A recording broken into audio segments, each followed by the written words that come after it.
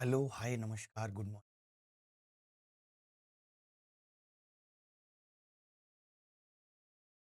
कैसा चल रहा है सब? आज की शुरुआत करेंगे सिंपल। क्या पढ़ रहे हैं जी? सिंपल।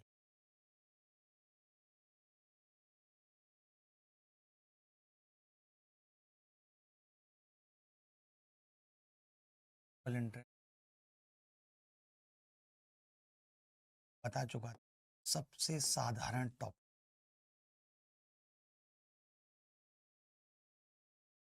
साधारण सिंपल इंटरेस्ट बोले अब समझना बहुत ध्यान से समझने में जो पिछली क्लास में बताया।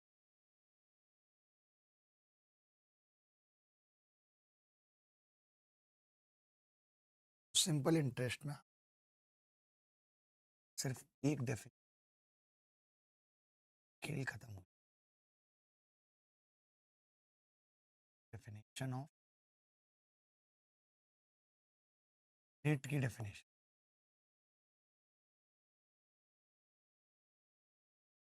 रेट मतलब में कहते हैं रिप्रेजेंट आर। हमने कहा था अभी अभी ठीक है क्या आवाज?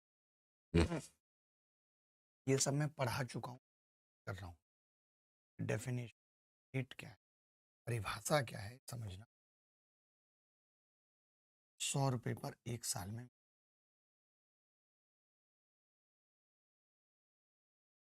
एक साल में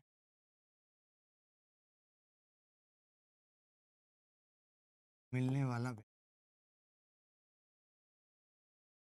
एक साल में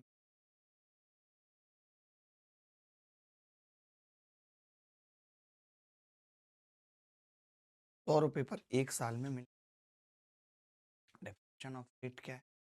100 रुपए पर एक साल में क्या होता है? तो आप कहेंगे कि जी ऐसा ही बराबर ई आर टी बटे 100। यहीं से हमने फॉर्मूला निकाला था। साधारण निकाला था। इतनी सी बात हमने पिछली क्लास में कर ली थी। अब आप समझेंगे ध्यान से। पहला सवाल है, और छोटा सा सवाल मैंने दिया है कि 12,000 रुपए को एक साधारण ब्याज खाते में किया जाता है और वार्षिक 10% ब्याज मिलता है 2.5 वर्ष बाद। जैसे ही मैंने देखा कि 12,000 रुपये, 12,000 रुपये, 12,000 रुपये एक साधारण ब्याज खाते में, मैं कहता यार 3 का मल्टी ब्याज भी एक ही। 3 का मल्टीपल। अगर मेरा दिमाग ऐसे क्लिक कर जाए, मैं बस देखता और उत्तर। ऐसा ही क्या होता है? पी आर टी बटे 100 है। जो पी का फैक्टर है वो एस आई का तो होगा होगा। मानते हो कि नहीं मानते? अब देख, आपने कहा कि जी 2.5 वर्ष बाद 10% की दर से, जैसे 10% एक साल में है बेसिकली। एक साल में 10%। क्या आप ये कह सकते 2.5 साल ब्याज मिले? और आपका जवाब होता जी 25% ब्याज मिलेगी 2.5 साल। हम कुछ नहीं करते, बस ऐसा ही निकालने के लिए कह देते 25% ऑफ 12,000 निकाल। तो ये जानते हैं कि 25% एक बटा 1/4 कर, ये आपकी ब्याज की से सोचते मौखिक सोच ले। एक साल में 10%। अच्छा, कई बच्चे ऐसे होंगे जो इसी सवाल को अल्टरनेट तरीके से कैसे करेंगे, वो सीधे एसआई का फॉर्मूला लगाएंगे कि भाई एसआई बराबर, वो भी कोई बड़ी बात थोड़ी है, 12,000 गुणा 2.5 गुणा 10/100। जीरो से जीरो कट गई, 12 का गुणा 2.5 से होगा 30, 3,000 ब्याज आ गई। लेकिन मैंने क्या कहा, आपको अगर पेपर निकालना है, आपको अगर पेपर निकालना है तो आपको एक चीज समझनी पड़ेगी। अगर आपको पेपर निकालना है, अगला सवाल सोचिए, मेंस 2022 में आया है। आप ही मुझे बताइए कि इस सवाल का स्टेटस क्या है और स्टैंडर्ड क्या है? इज देयर एनी स्टेटस और standard of this question? Is there any? 20,000 रुपये और 40,000 रुपये की राशियों को 3 वर्ष के लिए 10%, 15% प्रतिवर्ष के साधारण ब्याज पर दिया गया है। कुल साधारण ब्याज कितना होगा ये बताना है। ठीक है, ठीक है, कर लेंगे। अब यहाँ पे दो चीज हैं। यहाँ पे एक तो 20,000 रुपये और एक 40,000 रुपये। पहले तो नॉर्मल तरीके से बता रहा हूँ, एकदम बेसिक से, और फिर अपनी सोच बता। आपने क्या कहा कि जी 20,000 रुपये का 10% है और 3 साल है। 10% और 3 साल कितना हो? 30%। मैंने कहा 20,000 का 30% निकालूंगा। 20,000 गुणा 30/100, 6,000 रुपये ब्याज तो यहाँ पे आ जाएगी जी। 6,000 रुपये ब्याज यहाँ पे। फिर आपने कहा कि जी 15% और 3 साल, 3 साल और 15% बराबर 45%। 45% 40,000 का कितना होगा? तो आप कहेंगे जी 40,000 गुणा 45/100, 0 से 0 कट गई। 45 दूनी 90 दूनी 180, 18,000 रुपये। आपने देखा कि जी 18,000 ये हैं और 6,000 ये हैं। टोटल ब्याज कितना हो?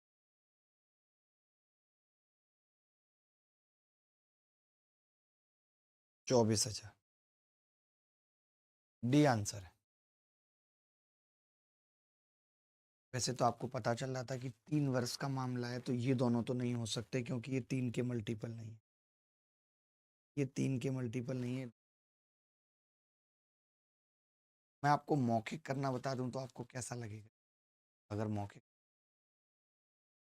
अच्छा, मुझे ये सवाल खुद करना होता पेपर में तो मैं कैसे करता इस सवाल को? समझ, आपको आज एक चीज बता रहा हूँ, एक कंसेप्ट बता रहा हूँ। मन मन में इस कंसेप्ट को ध्यान रखना। कंसेप्चुअल एक लर्निंग दे रहा हूँ। कंसेप्चुअल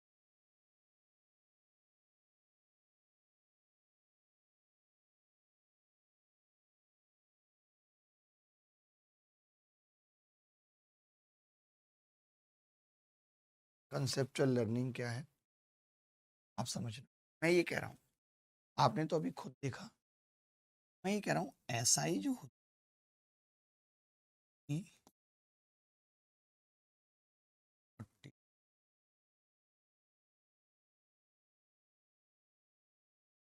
कंसेप्चुअल लर्निंग होती है पी आर और टी बटे, ठीक है, पी आर टी बटे। अच्छा, आप ये कह रहे हैं कि यार पी मान लेते हैं 10,000 है, आर मान लेते हैं 8%, टी मान लेते हैं साल है।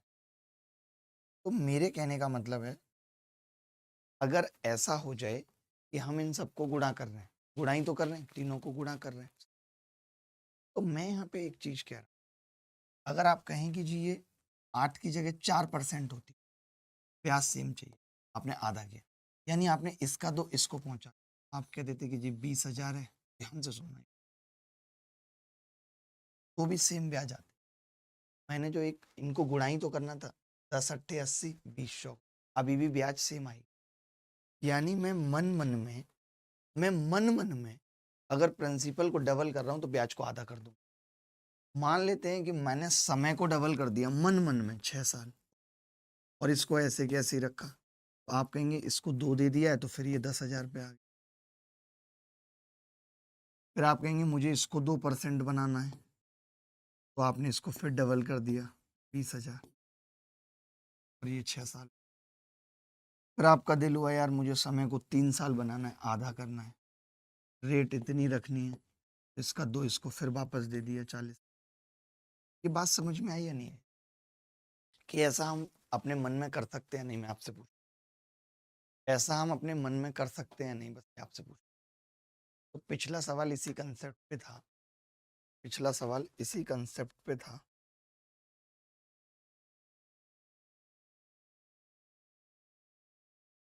क्या था कंसेप्ट? देखो,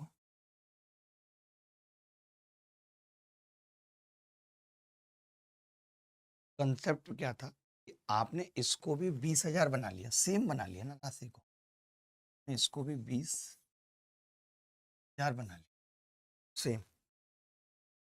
आप कहेंगे कि हमने ये 20,000 है, ये भी 20,000, तो फिर ये डबल करनी पड़ेगी 830। मैंने कहा अब तो सवाल सिंपल है, एक बार 20,000 पे 10% ले रहे हो, एक बार 30% ले रहे हो, तो सीधे सीधे 20,000 पे 40% ले लो, 40% ले लो। आपने कहा 20,000 का 40% 8,000 हो जाए। मैंने कहा बेटा लेकिन 3 साल का मामला है। आपने कहा ब्याज 24। क्या आप मेरी इस बात को समझ पाए? कुछ लोग कि मुझे पेपर में सवाल करना होता तो मैं क्या आप मेरी इस बात को समझ पाए?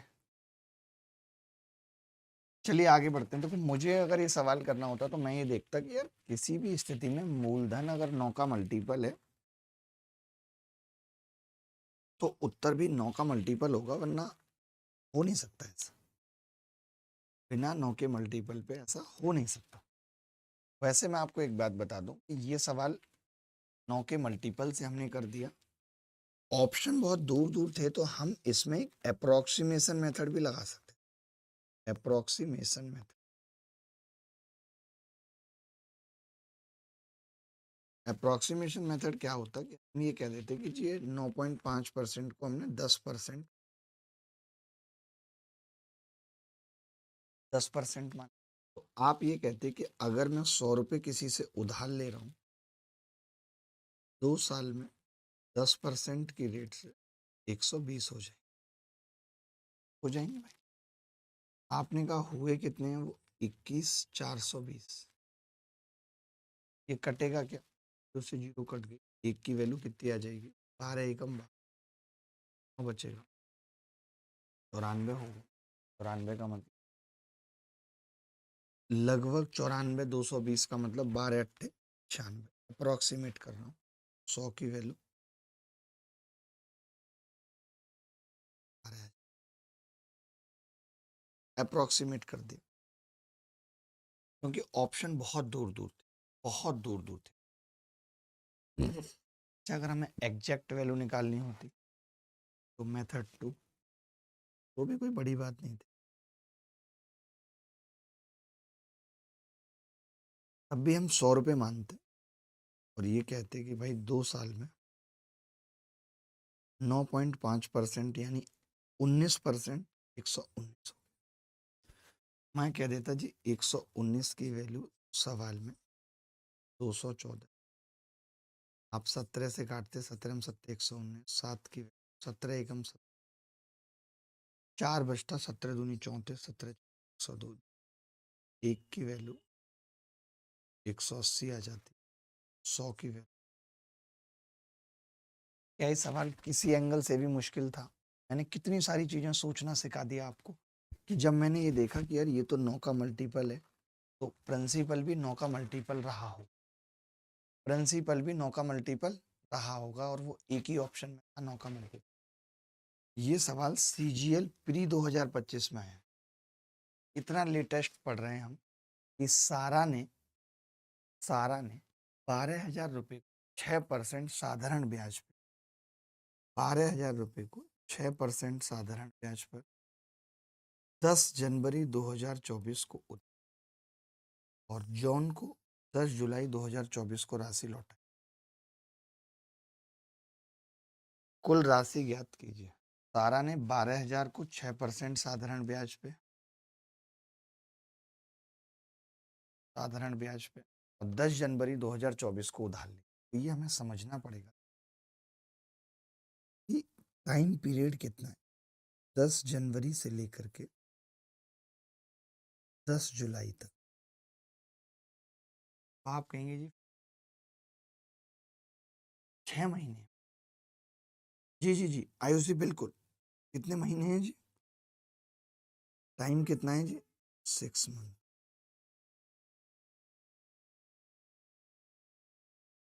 आपने कहा है कि जी ये 6% है। 6%। 6% का मतलब क्या होता है? 1 साल में 6%। 6 महीने में कितना होगा? कहेंगे रेट होगी जी 3%।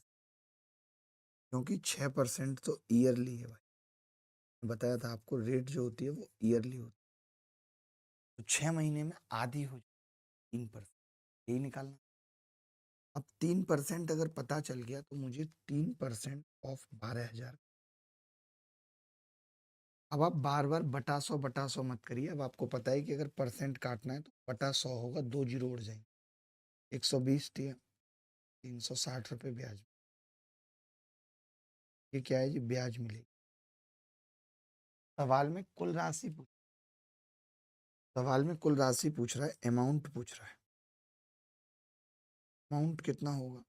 आप कहेंगे 12,000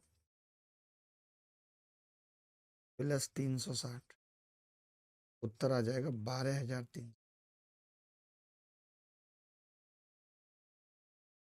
12,360। कोई बड़ी बात नहीं है कि आप ये फॉर्मूला लगाएंगे तो मैं कह रहा हूँ कि कोई बहुत बड़ी आफत आ जाएगी, आपत्ति हो जाएगी। कोई आपत्ति नहीं होगी। आप सीधे लिखेंगे 12,000। आपको पता है रेट कितनी है? 6%। आपको समय पता है 6 मंथ। 6 मंथ का मतलब 12 से भाग करके ईयर निकाल बटे 100। अब आप कहेंगे कि ये सब कुछ कट रहा है, 100 कट रहा है, 12 कट रहा है, ये 2 जीरो और 12 कट गया, 60। पूछा तो यहाँ भी अमाउंट ही है। प्रिंसिपल प्लस ऐसा ही होता है। कितना आ गया? 12,000। कोई दिक्कत है भाई? बहुत हो गया है। ये मेंस 2024 का सवाल है, जो सबसे लेटेस्ट मेंस हुआ है उसका सवाल आपकी छाती के ऊपर फेंक रहा है। सबसे लेटेस्ट जो मेंस हुआ है। आपने अभी सीजीएल प्री 2025 का सवाल किया मेंस का। 2,000 रुपये पर 6.5% वार्षिक ब्याज दर पर 14 फरवरी 2023 से 28 अप्रैल 2023 की अवधि साधारण ब्याज की गणना। तो 14 फरवरी 2023 और 28 अप्रैल 2023। अब इसमें क्या है कि बहुत लंबा लफड़ा है। अब आप देखो कि 14 फरवरी से 28 अप्रैल तक का टाइम कितना हो। पहले तो 14 अप्रैल तक का निकाल। अप्रैल 2 महीने भाई, मार्च और अप्रैल 2 महीने, लेकिन 14 दिन और हैं, यानी कि 2.5 महीना हो। महीना कितना हो गया जी? 2.5 मंथ।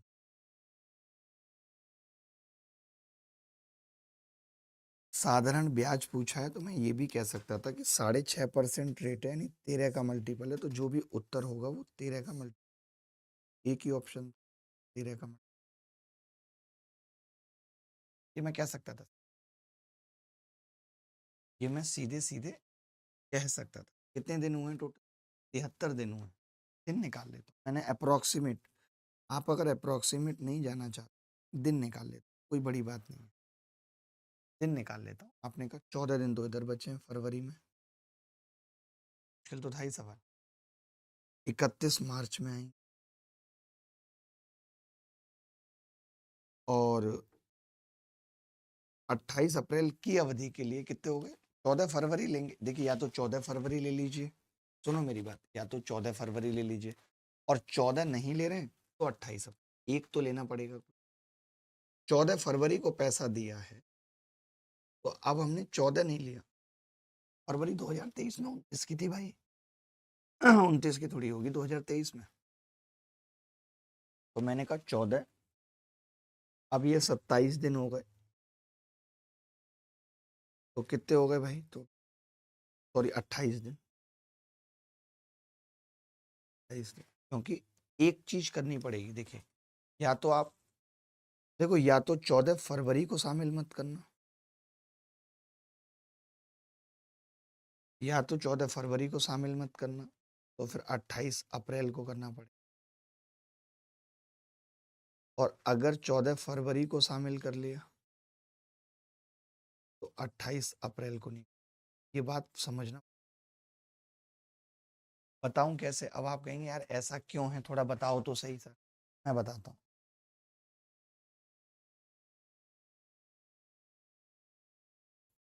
मैंने 13 के मल्टीपल से तो सवाल खत्म कर दिया। देखो जरा ध्यान से, ऐसा क्यों है? मान लेते हैं किसी ने पैसा लिया 14 फरवरी को 12 बजे, 12 PM पे, 15 फरवरी को लौटा दिया 12 PM, सेम टाइम पे लिया और लौटा दिया। तो आप मुझे बताओ, एक ही दिन तो पैसा रहा, जबकि 2 दिन दिख रहे हैं यहाँ पे, 14 फरवरी भी दिख रहा है, 15। यानी हमें दोनों में से क्या करना है? केवल एक काउंट कर। ये बात याद रहेगी, कभी गलती तो नहीं होगी। दोनों में से एक काउंट कर। आपने देखा कि जी ये आ गया टोटल 73। जब भी ऐसा कभी सवाल होगा तो वो 73 डेज ही बनेगा। क्यों बनेगा? कि एक साल में 365 दिन होते हैं। जब आप इसके साल बनाने जाओगे, जब आप इसके साल बनाने जाओगे 73 को 365 से, तो ये 5 बार कटता है। 1/5 ईयर। ये पता लग गया। ये क्या आ गया जी? 1/5 ईयर। अब आप चाहो किसी भी तरीके से, जैसे भी आपको लगता है, आप ब्याज निकाल सकते हो। SI बराबर 2000 रुपये, 6.5%, 1/5 बटे 100। ये छोटी छोटी बातें हैं जिनमें बच्चा गलती कर देता है, नहीं जानता है। सिखाना जरूरी है। यहाँ पे बच्चा कुछ भी नहीं सीख के आ रहा है।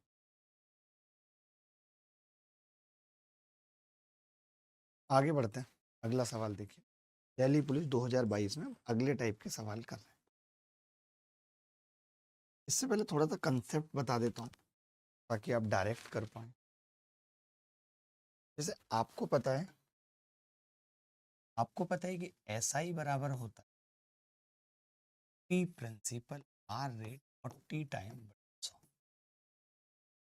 ठीक है। मान लेते हैं 2 बंदे हैं, A और B।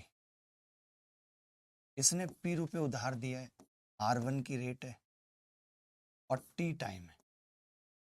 B बंदा है, इसने भी P रुपए उधार दिया है, R2 की रेट है। अब आप कह रहे हो दोनों की SI का अनुपात बताओ। SI ऑफ अनुपात SI ऑफ। आप देखोगे कि अनुपात निकालूंगा, बेसिकली अनुपात तो ये आना चाहिए भाई, इसका पैसा P, R1 T और बटे 100 आनी चाहिए इसकी ब्याज। फिर P रेट R2 T 100 ये आनी चाहिए। आपने कहा कि जी 100 से 100 कट गया, P से P और T से T कट गया, तो ये कितना आ गया? R1 रेशियो, ये आ गया। कितना आ गया? R1 रेशियो R2 आ गया। अगर P सेम होगा, वैसे मैं यहाँ पे लिख रहा हूँ, वैसे SI1 SI1 का रेशियो SI2 के रेशियो का हो। P1 R1 P1 P2 R2, ये होगा अनुपात। ठीक है। अगर P सेम है, इफ P सेम, तो ये अनुपात हो जाएगा केवल R1 T1 अनुपात R2 T। मान लेते हैं मैं कह दूं कि P और T same, if P T same, तो ये अनुपात हो जाएगा केवल R1। अब मैं ये कह दूं अगर इफ P और R सेम, तब ये अनुपात हो जाएगा जी T1 अनुपात। अगर मैं ये कह दूं कि इफ R और T सेम है, तब ये अनुपात हो जाएगा P1 अनुपात P। इतना लिख लीजिए, समझ तो गए ही आप। देखिए राशि निश्चित है, पी सेम है, ब्याज दर सेम है, तो ब्याज का अनुपात क्या होगा बेटा?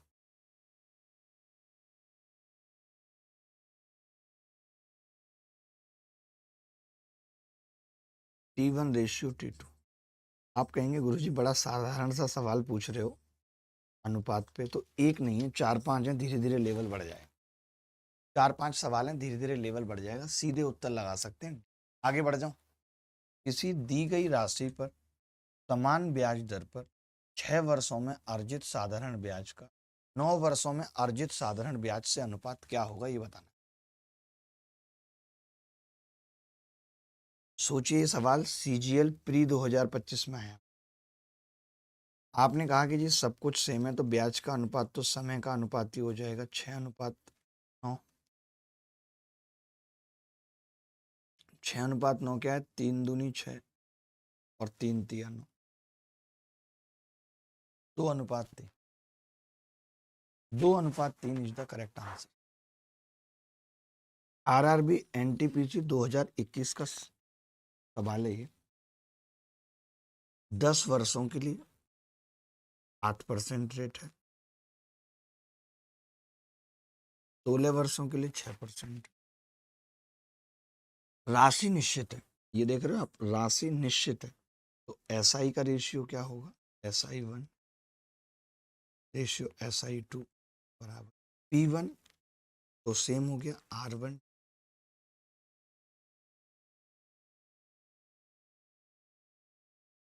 आप कहेंगे कि जी 10×8,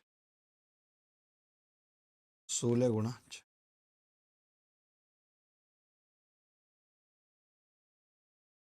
80 हो गया, 16 में 96, 16 से 80 कट जाएगा, आपने कहा 5 बार कट जाएगा, अनुपात आ जाएगा 5:6। 5:6 उत्तर आ जाएगा। कोई डाउट है तो बताओ। आप देख रहे हो बैक टू बैक इस पे सवाल आ रहे हैं। सीजीएल प्री 2025 में एक और सवाल इस पे आया, ए रुपए पर इतना, इतने रुपए की ब्याज के बराबर। अब की बार देखिए उल्टा फंस गया मामला। अब आप गलती कर देंगे मुझे पता है, लेकिन उल्टा फंस गया है इस बार ब्याज बराबर कर दी। इन्होंने कह दिया कि जो पहले वाली ब्याज है P1,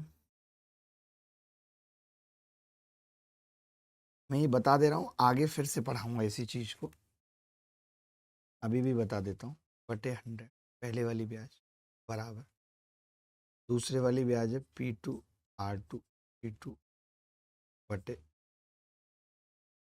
है। आपने कहा कि जी 100 से 100 कट गया, तो P1/P2 बराबर R2 बटे T। कई बच्चे इस चीज को याद भी रख लेते हैं।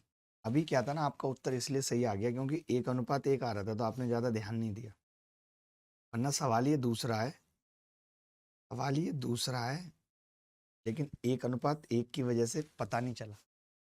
आप समझ रहे हो?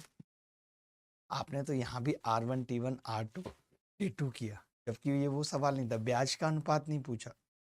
यहाँ तो उल्टा ब्याज का दे दिया कि ब्याज बराबर है, और P1 P2 का पूछ लिया। तो हमें कई लोगों को ये, अभी जब मैं आगे कंसेप्ट पढ़ाऊंगा तो वहाँ पे याद भी कराऊंगा कि इस स्थिति में P1 P2 का जो अनुपात होता है R2T ratio R1T2 ratio R1T1 होता है।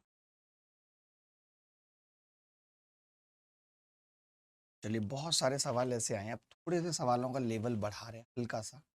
ये सवाल जो सीजीएल प्री 2025 में आए, 2017 में जब पहली बार ऐसा ही पढ़ाया था, पहली क्लास में ही करा दिया था। एबीसी 3 राशियां हैं, एबीसी 3 राशियां हैं, जहां बी ए पर साधारण ब्याज है, सी बी पर साधारण ब्याज है, और समय और दर तो कौन सा सत्य है? सी बी पर साधारण ब्याज है तो कौन सा सत्य है? देखना, जरा ध्यान से देखना। मैं कुछ करूंगा नहीं, आपको लगेगा कि मैं ऐसे कुछ कर रहा हूँ, नहीं नहीं कर रहा हूँ। बी ए पर साधारण ब्याज है, बी क्या है? सही है, इस पर है, ए पर है, रेट आर और टी लिख सकते। B is the simple interest. P is the simple interest of, लिख सकते हैं P बराबर ART बटे 100। ठीक है, सेम मैंने कहा यार, आप कह सकते हो कि CB पर साधारण ब्याज है, तो C बराबर RT। अब आप देखिएगा, मैं आपसे कह रहा हूं कि मुझे आप यहां से RT बटे 100 की वैल्यू बताओ। आपने कहा ये आ रही है जी P/A। जब भी कभी ऐसा सवाल है, मैंने कहा जी आप मुझे यहाँ से भी RT बटे 100 की वैल्यू बताओ। आपने कहा जी C/, आ रही है। दोनों जगह से मैंने RT बटे 100 की वैल्यू निकाल दी। अगर इसको गुणा करूंगा तो पा रहे हैं कर बराबर। जब भी कभी ऐसा सवाल आए तो आप देखिए कौन सी चीज कॉमन है जी, B कॉमन है, तो B² बराबर AC याद कर ले। कुछ भी कल को Y कॉमन रहे और ZX हो तो Y² बराबर Z। एक बहुत तगड़ा सवाल CGL प्री 2025 में ये पूछा, इससे मेरा दिल इम्प्रेस हुआ। देखना भाई, ये कह रहा है कि X रुपए का निवेश किया और मैंने मान लिया वो X 100 है, कुछ भी मानना तो पड़ेगा ही। 2 साल और 5% से ब्याज कितना मिलेगा ये मुझे बताइए। तो आपने कहा ये मिलेगा 10%, यानी Y की ब्याज 10 रुपए है, ये ब्याज। यहां तक कोई डाउट है तो बताओ। आपने कहा नहीं कोई डाउट नहीं। Y को, यानी Y बराबर 10 को आपने फिर से 2 साल के लिए 5% की रेट से, यानी 10% रेट से निवेश किया तो जेड ब्याज मिला, जेड बराबर ये ब्याज आ गया। अब देखिए सवाल क्या क्या है, ऑप्शन क्या क्या है वो देखना होगा कि आप अगर देख रहे हैं ढंग से तो y बराबर जेड प्लस एक्स एकदम नहीं आ रहा है। 10 बराबर 100 प्लस 1 आने का तो कोई मतलब। Y² यानी 10 का स्क्वायर, ZX यानी 100, ये बात बन रही है सकता है। x बराबर y प्लस जेड, सवाल ही। x² ये तो 100 का स्क्वायर, सब खींचता करें। क्या ये सवाल मुश्किल था किसी एंगल से? यहाँ पे एक चीज सिखाऊं, आप कहोगे जी गुरुजी सिखाओ। आप कहोगे यार ये तो आपने पढ़ाया था, देखो से अभी मैंने क्या पढ़ाया था। ये सवाल है क्या? आप कहेंगे ये सवाल है जी वाई एक्स का ब्याज है और सेम रेट ऑफ इंटरेस्ट है, ब्याज है। अच्छा जेड वाई का ब्याज है या नहीं पहले बताओ। आप कहेंगे है मां साहब। फिर आप बोलेंगे मां साहब अभी तो आपने हमें पढ़ाया है कि जो चीज 2 बार हो यानी Y² बराबर जेड। बोलो क्यों? क्योंकि वाई एक्स का ब्याज है तो वाई बटे एक्स बराबर RT बटे 100, और यहाँ R और T सेम है, और इससे जेड बटे वाई, इसे कह सकते हैं Y² बराबर। आपको नहीं लगता ये सवाल पिछले वाला ही है, बस घुमाने की कोशिश की है?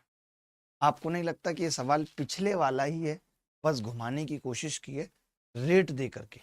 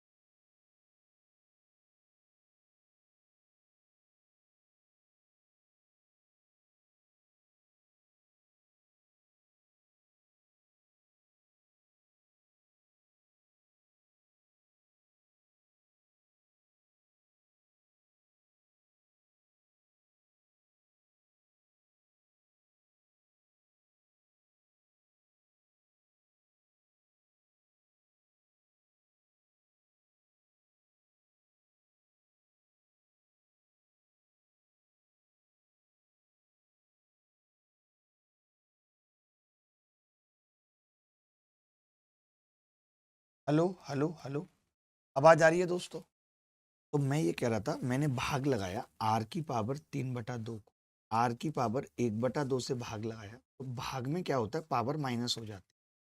जैसे ए की घात 3 करना है आपको और ए की घात 2 से, तो ए बचता है। कैसे बचता है? क्योंकि 3 में से 2 पावर घट जाती है, ए आ गया। यही चीज हमने यहाँ पे की है, तो के और एल का अनुपात आ गया RN अनुपात 1, RL अनुपात 1। अगर कोई डाउट है तो बताइए। ये डाउट है, ये कह रहा है 21,000 रुपए की राशि पर 3 वर्षों में साधारण ब्याज 600 रुपये। ध्यान से सुनो, 21,000 रुपए की राशि पर साधारण ब्याज की दर से 3 वर्षों में अर्जित ब्याज 6400 रुपये। हमें मालूम है कि देखिए, आज एक बात नोट कर लीजिए, याद कर लीजिए, रेट दे रखी हो, गिवन हो, या फिर रेट पूछी हो, दोनों चीजें समझना। रेट दे रखी हो या फिर रेट पूछी हो, रेट दे रखी हो या फिर रेट पूछी हो, तो कोशिश करनी है प्रिंसिपल को 100 पे लाने की।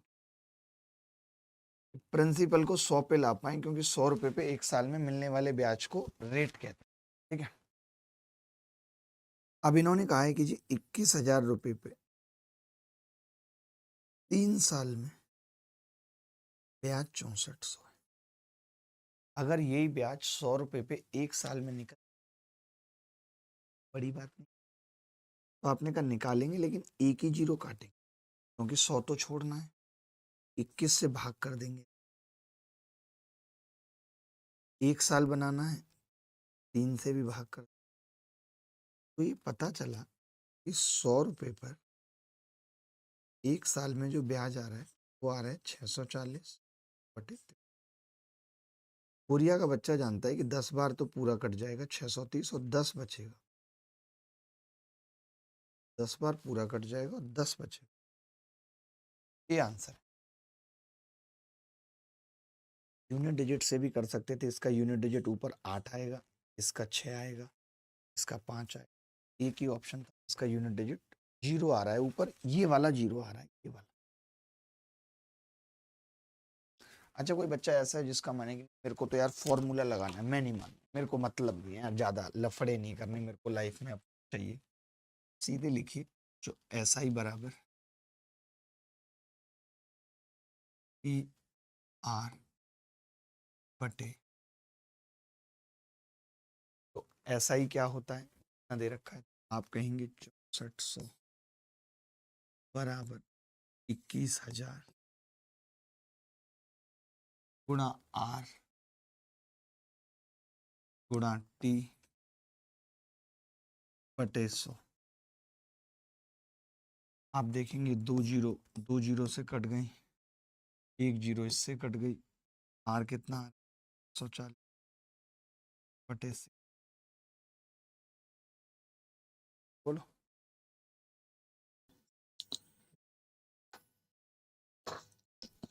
किस दर पर साधारण ब्याज पर 3,000 रुपए की राशि 3 वर्षों में 3720 हो जाएगी, ये बताना।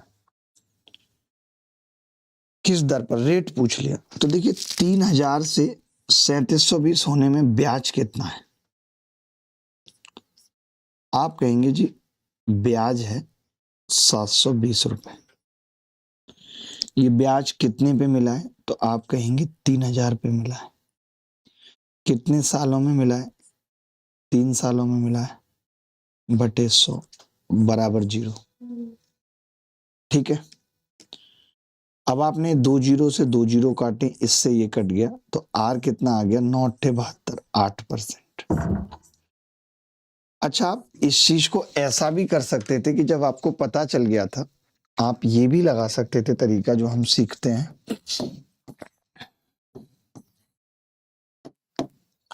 ठीक है, वो ये था कि भाई 3,000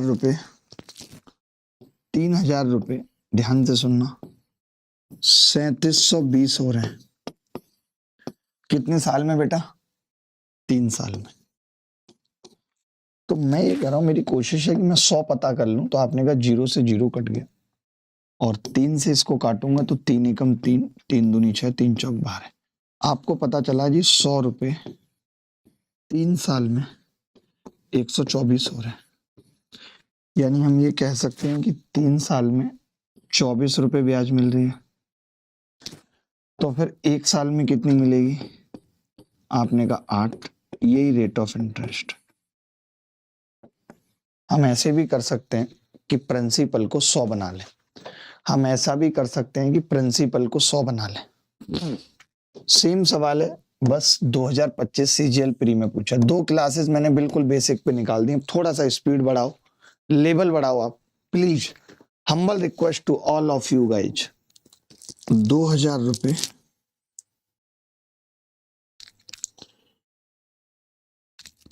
4 वर्षों में 2520 हो जाएंगे। आपने कहा कि जी ये निकाल लें 100 कितने हो रहे हैं, तो पता चला 100 2 से भाग कर दिया, 126। 4 साल में 126 हो रहे हैं। तो आप ये कह सकते हो कि 4 साल में 26 रुपए ब्याज मिल रही है। यही ब्याज 1 साल में कितनी मिलेगी? तो आपने कहा 4 6 24 6.5%। यही रेट है, यही रेट है।